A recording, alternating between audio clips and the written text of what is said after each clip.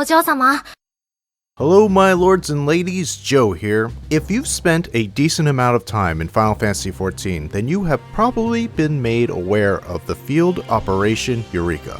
Maybe you've heard of it being a unique mode in the game which pays homage to MMOs of old. Perhaps you're aware of its reputation as a huge grind, or maybe you just know that there are rewards aplenty to be had on this mysterious island. All things considered, it's easy to place players on the fence on whether or not to sink their time into such an endeavor. Well, considering I've completed the field operation twice on 2 different characters, and currently considering doing it on a 3rd, I will help you decide if Eureka is worth doing. First, I'd like to talk a little bit about the Eureka experience through a gameplay perspective for those of you who might want to try it just for the sake of doing something different in Final Fantasy XIV. I'd say Eureka is a bit like a deep dungeon mixed with an old school MMO's overworld. It has its own leveling system, its own mechanics, and there's a bit more risk involved. You hunt monsters for the rewards they drop, and lose experience should you die in release, while managing what monsters are weak against, while also considering what you should use to be resistant to their attacks. And yeah, it's a bit grindy, especially if you want all the rewards.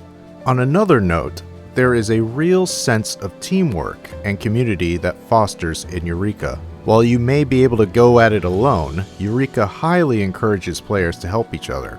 While you've been playing in the Final Fantasy overworld and kind of wish there was more player-to-player interaction, whether through forming long-term parties or shout comms about happenings, Eureka can scratch that itch. What's more, Eureka kind of evolves as you go through it. Each zone gets new mechanics and ideas, which gives each area its own identity and feel. As for you lore and cutscene enjoyers, without spoiling too much, I'd definitely say that Eureka has things for you.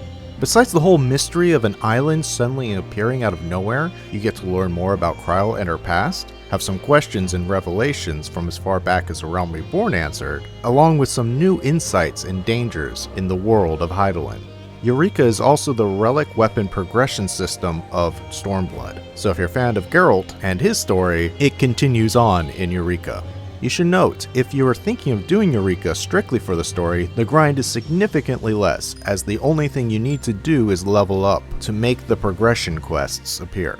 For leveling guides, there are plenty out there. I prefer the Absolute SE guides, which I have linked in the description. If any of that sounds interesting to you, Eureka is a great thing to try out during content droughts. However, with a new field operation promised on the horizon, I'd say you might want to give it a shot sooner rather than later. But moving on to the very first zone of your field operation journey, the Forbidden Land Eureka Anemos.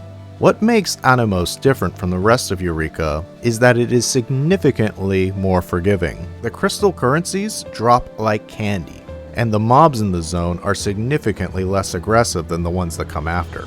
What's more, because the leveling range is the largest, stretching from 1 to 20, a byproduct is that there are a ton of notorious monsters, more on them later, to spawn in this zone, giving the feeling of something always happening or that there's always something to do. The high level discrepancy also applies to the monsters as well, giving a good sense of danger and exploration to new players, huddling close to the home base at first and slowly expanding outward as you level.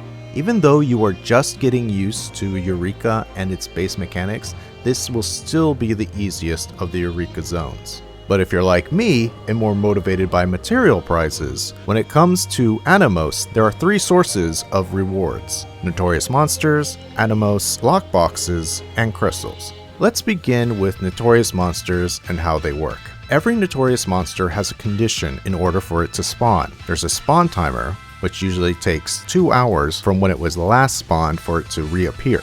There are mobs tied to every Notorious Monster that need to be slain in order for it to spawn. The more the regular enemies you kill, the more likely the Notorious Monster is to pop.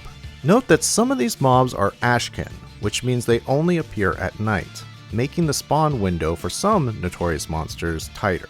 You don't need to kill the mobs after the spawn timer is finished. In fact, most people prefer to prep particularly profitable Notorious Monsters well before the spawn window is open, to assure that they pop immediately. On top of these two criteria, some Notorious monsters are also linked to weather conditions, meaning that they will only spawn during certain types of weather regardless if their spawn timer has completed, and it won't matter how many of its linked spawn mobs you kill. On top of that, if you want to receive any rewards outside of experience from Notorious monster fates, you need to be within 2 levels below the fate. And true to every fate, if you are too high level, you will need to sink down to be able to participate. Now that the explanation is out of the way, every Notorious monster in Anemos is guaranteed to drop Anemos crystals, Anemos lockboxes, and elegant tombstones of poetics. The higher level the Notorious monster fate, the more of each reward you will receive. There are some Notorious monsters, however, that have a chance to drop unique rare rewards as well. First, there is the level 2 Notorious monster fate, the Shadow of Anemos. It's beginning to look a lot like Fishmen everywhere I go. In the southeast section of the Val River Swell region, which has you facing the Lord of Anemos. To get him to spawn, you'll have to kill the sea bishops in the area. By defeating him, you'll have a chance to receive the Prince of Anemos minion. On the western side of the Orchard region, by killing Darner mobs, you can spawn the level 4 Notorious monster fate, the Swarm Never Sets, which pits you against the Emperor of Anemos. Killing him at a gold rating will allow you the rare chance of receiving the Emperor Hairpin headgear glamour item.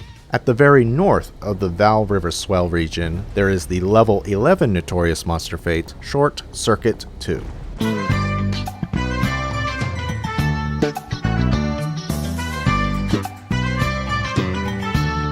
Which spawns by defeating Core Claws. Face down the Scorpion Queen Circuit, and you'll receive the possibility of a Scorpion's Harness Chest Piece Glamour and the Wind-Up Mithra minion. Next is the level 15 Notorious monster fate, Smorgasbord, which is found at the very northeast of the Anemos Seam region.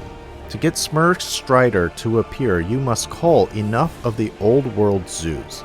By beating this bird, it has a chance to drop the Strider boots. Besides being a foot glamour gear, these boots have the side effect of increasing your sprint duration while in city states by 10 seconds.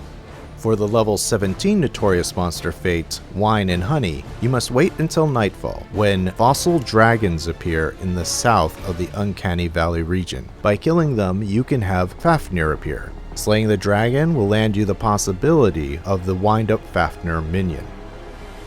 And finally, what could be considered the final boss of Anemos, Pazuzu. Not only must it be night to kill the Shadow Wraiths, which appear in the center of the New Void region, but the weather must be gales for his level 20 fate, Wail in the Willows, to spawn. The wind in the willows sang softly to me. When you defeat him, he has a guaranteed drop of 3 Pazuzu feathers, with a chance of an Alter to Pazuzu tabletop housing item, and the Pazuzu Triple Triad card. Now let's move on to lockboxes. Every zone has their own named lockboxes, and every Notorious monster drops them. To unlock these boxes, you have to go to the Expedition Lockpicker, which you can find in the base camps of every Eureka zone, or at Pier 1 in Kugane, you can find Ronati, who will open them as well. It's a gacha-style prize pool, so the better prizes are definitely more rare. There are plenty that can be considered duds, but the notable rewards from the Anemos lockboxes are the outfit glamour items that make up the Anemos Gabson attire, and Anemos jacket attire, the Anemos suspenders chest glamour gear, the No Quarter Orchestron roll, the Wicked Winds Whisper Orchestron roll, the Red Mage Barding, every previously mentioned minion that drops from Notorious monsters in the zone, the Tyrantosaur horn, which upon use allows you to summon the Tyrantosaur mount, and for you housing enthusiasts, the Charlian Cabinet and the Charlian Wardrobe. Now for crystal rewards. All Notorious monsters drop crystals for their respective zones, and these are used for weapons and armor. Anemos has 2 different sets of crystals, the Anemos crystals and the Protean crystals. Anemos crystals are dropped by Notorious monsters, and Protean crystals are dropped by regular mobs that are in your level range. The The best way by far to get Protean crystals is by trading Anemos crystals to Geralt, which he will exchange them for a rate at 1 to 2 through 5 a pop.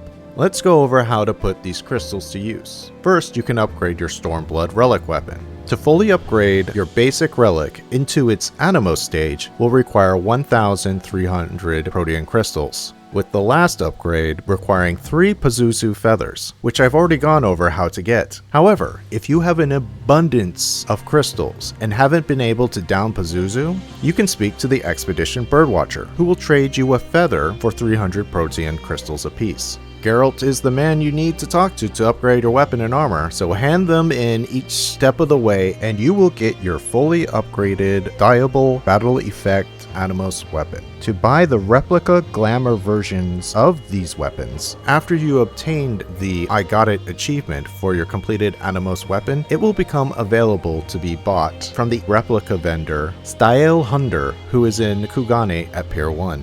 As I've mentioned, you can also use the crystals to upgrade your Stormblood Job artifact armor. The reason you would want to do this is that the fully upgraded Anemos versions are dyeable. The cost of a fully upgraded set will be 3,000 Protean crystals, and the last phase requires 750 Amenos crystals. So make sure that if you're going for the armor upgrades, you hold on to the appropriate amount of Anemos crystals instead of trading them all in.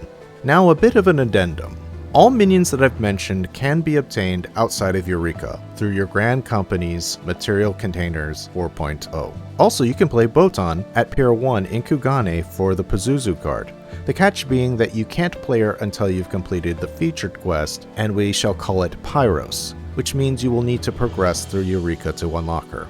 That's my thoughts on Eureka, and all that you can get from the Forbidden Land Eureka Amenos. Let me know what you think. Will you be heading into Eureka? What rewards will you be aiming for? If you are a Eureka Sprout, feel free to ask any questions in the comments, and I'll do my best to give any answers I may have. And for you Eureka mentors, feel free to drop down any tips you have for newbies who are just getting started. Also, feel free to mention any rewards that I may have missed. Make sure to like and subscribe, and stay tuned for next we will be heading into the great gatekeeper of Eureka, the snow-capped Forbidden Land of Eureka Pagos. Until then, I'll see you in the world of tomorrow.